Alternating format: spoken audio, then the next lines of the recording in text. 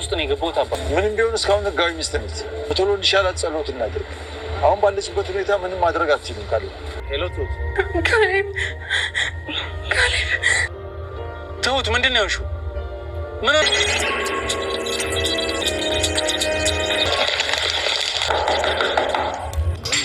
ማን ነው? እኔ ነኝ ትሁት። እኔ ነኝ ትሁት። ቆይ ትሁት ምን ተፈጥሮ ነው?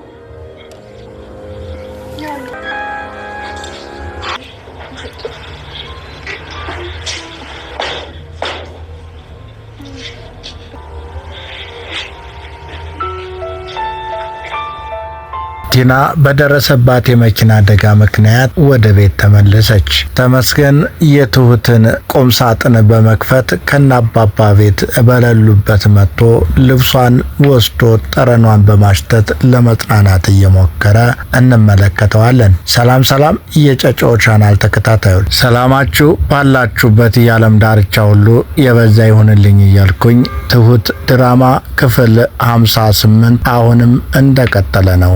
ቻናሉ አዲስ የሆናችሁ ሰብስክራይብ በማድረግ እስከ መጨረሻው ይከታተሉን። ትሁት ጓደኛዬ ብሎ ያመጣው ወይም ጠበቃ ብሎ ያመጣው ተመስገን እሷን የሚፈልጋት አደገኛው ሰውና ተመስገን ማለት እሱ እንደሆነ ስትነግረው እንዴ ይሄን ለምን አደረኩኝ ሳላውቅ ወደዚህ ቤት ማምጣቴ ትክክል አይደለም፣ እንዴት አልጠረጠርኩም፣ ተሳስቻለሁ እያለ ራሱን እየወቀሰ ትሁት ደግሞ በተራዋ እንዴት አንተ ልታውቅ ትችላለህ፣ አይዞህ አይደብርህ እያለች እያጽናናችው እንመለከታቸዋለን። ያን ጊዜ ስልክ ተደውሎ ካሌብ ቲና ወደ ሆስፒታል በመኪና አደጋ ገብታለች ተብሎ ይነገረዋል። ያን ጊዜ ለትሁት ይነግራትና ተያይዘው ወደ ሆስፒታል ቲና ለማየት ይሄዳሉ።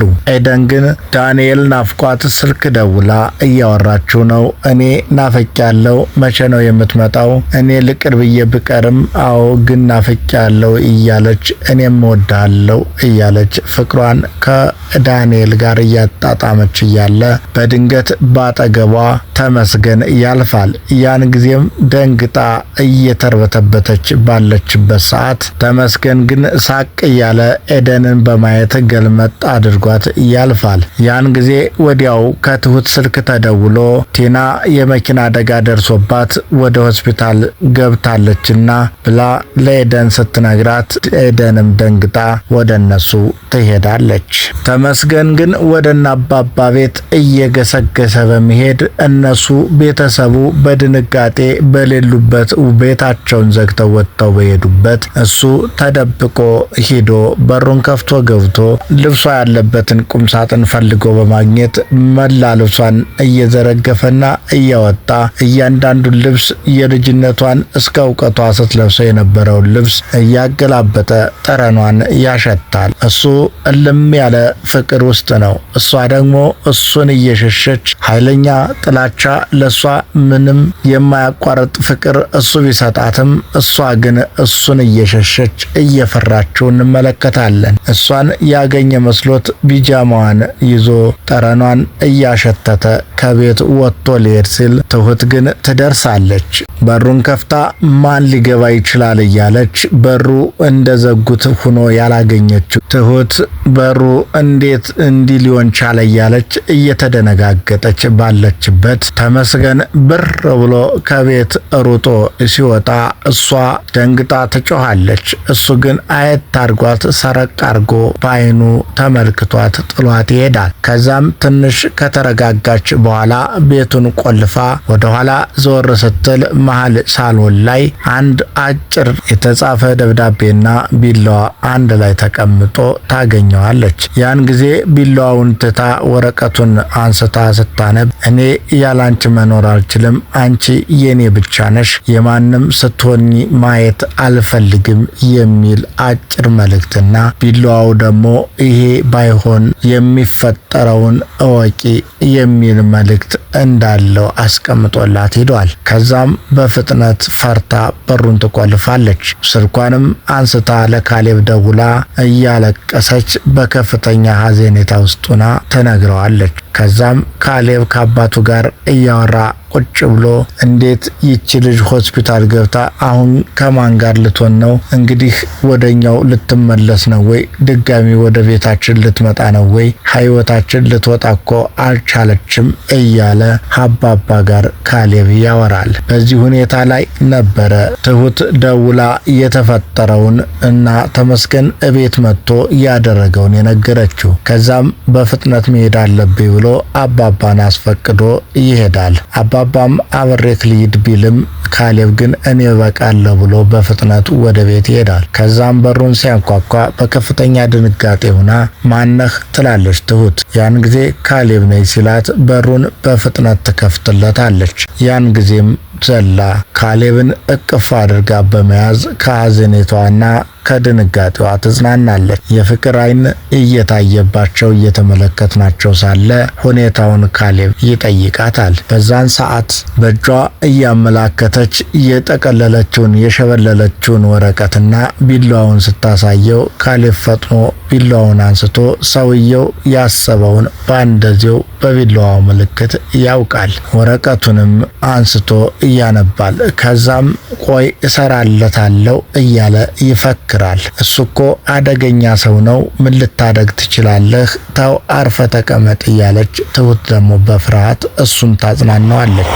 ከዛም ካሌብ የሆነ ሐሳብ መጣለት። ይሄን ሰው እንዳልነገርሽኝና እንዳላወቅኩኝ እንደ ጓደኛውኝ የቀርበውና ልቡን አውቃለሁ፣ እያንዳንዱን ሚስጥር ማወቅም መከታተልም የሚያስበውን መረዳት እችላለሁ ብሎ ይህንን ተንኮልና ሴራ አስቦ በመላ ተመስገንን ሊያውጣጣው ቀጥሮ ለማግኘት ወሰነ። ትሁትም በሐሳቡ ተስማማች። ቲና በደረሰባት የመኪና አደጋ ምክንያት ወደ ቤት እንድትመለስ አባባም ወስኗል። ኤደንና ትሁትም ኪችን ገብተው በሚያወሩበት ሰዓት ይቺ ልጅ እኔ ባደረገችው መጥፎ ስራ ተመልሳ እንድትመጣ አልፈልግም፣ እኔ እናንተም ብትሆኑ እንድትመጣ አልፈልግም ነበር እያለች ኤደን ለትሁት ታወራታለች። ትሁት ግን ምንም መጨከን ያልፈለገችው ተያት እንጂ ምን መሄጃ አላት፣ ከሷ መሻል ነው ያለብን እያለች ትሁት ትናገራለች። የምን መሻል ነው?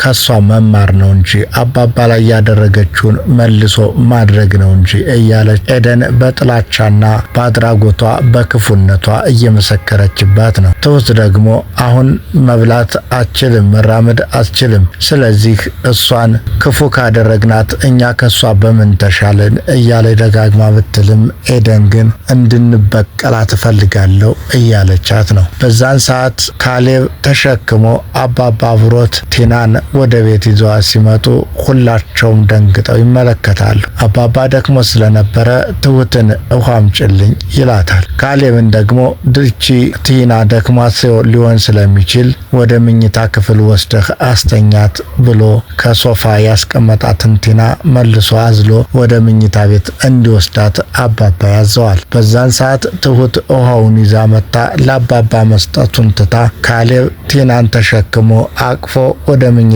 ቤት ሲወስዳት እየተመለከተች በፍቅር አይን ክርትት እያለች የያዘችውን ውሃ ሳትሰጥ በቅናት አብዳ እየተመለከትናት ቲናም ወደ ቤት ይዘዋት መጥተው እየተመለከትናቸው የዛሬው ትዕይንት አበቃ። ሰላም ሰላም የጨጨው ቻናል ተከታታዮች ሰላማችሁ ባላችሁበት የዓለም ዳርቻ ሁሉ የበዛ ይሁንልኝ። ለቻናሉ አዲስ የሆናችሁ ሰብስክራይብ በማድረግ ቤተሰብ ይሁኑ እያልን የዛሬውን ዝግጅታችን በዚህ አጠናቀቅ። እናመሰግናለን። ጨጨሆ ዩቲዩብ